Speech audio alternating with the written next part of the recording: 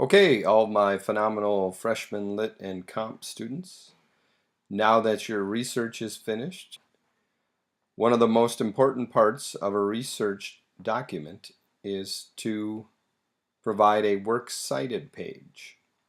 That means every source that you used in your paper, either paraphrased, quoted, referenced, must be listed in a works cited document at the end of the paper. It should be attached and it should have the page number at the top.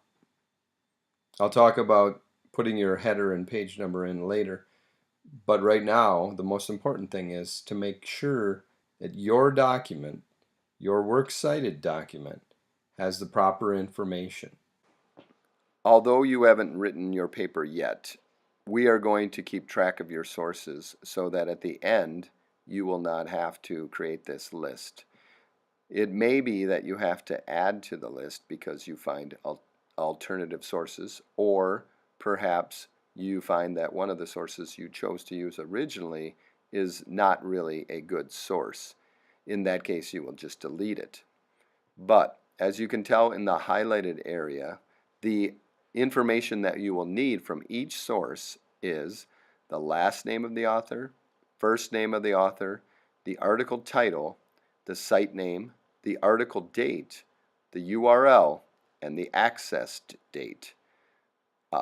Sometimes the date is a little tricky to find. For instance, you might have to scroll all the way to the bottom and use a copyright date, but you should have a date for all of your sites that you used. The thing that might be missing, perhaps, is an author. And so the only thing that you will be able to omit, and only if it's missing, is the author's name. At the bottom of the handout you received, you will notice there is a sample works cited.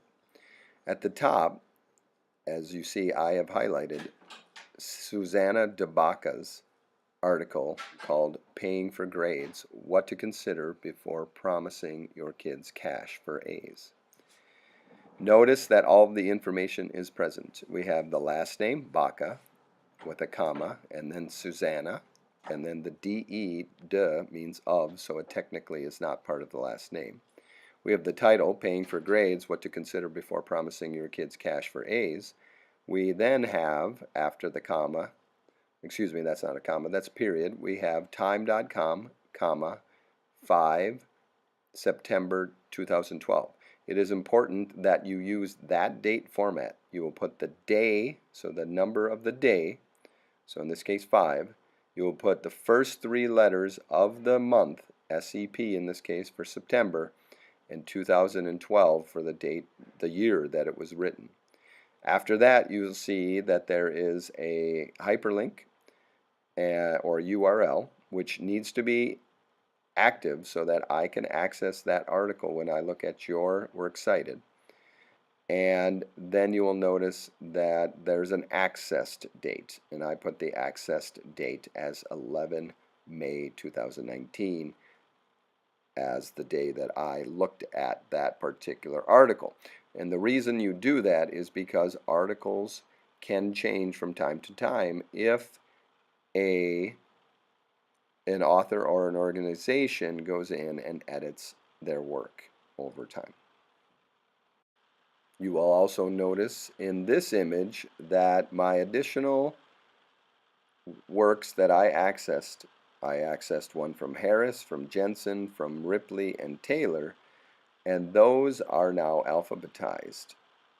Notice BHJRT, that will be alphabetized. However, in the event that there is not an author's name, you would use the title and you would alphabetize by title, not by author, because you don't have it. So you move to the next item.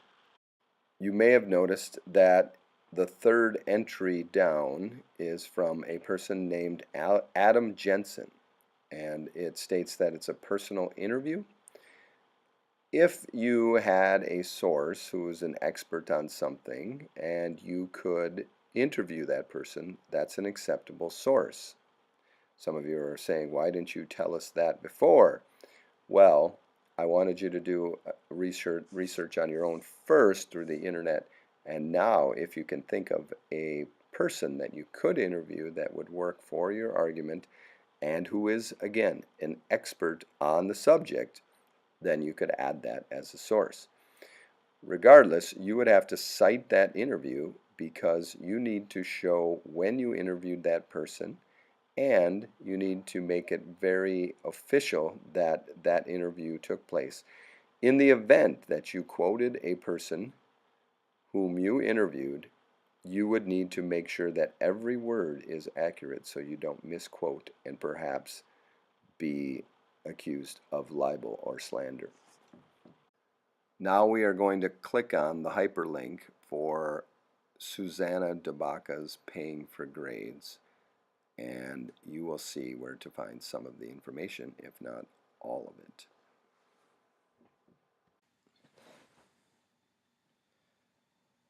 And we see Paying for Grades, what to consider before promising your kids cash for A's. All right. Now it's title. Sometimes what we'll do is we'll hover over the tab, but in this case it's not working because it's running through Dropbox. So I can show you that at another time. So here, so again, title, author.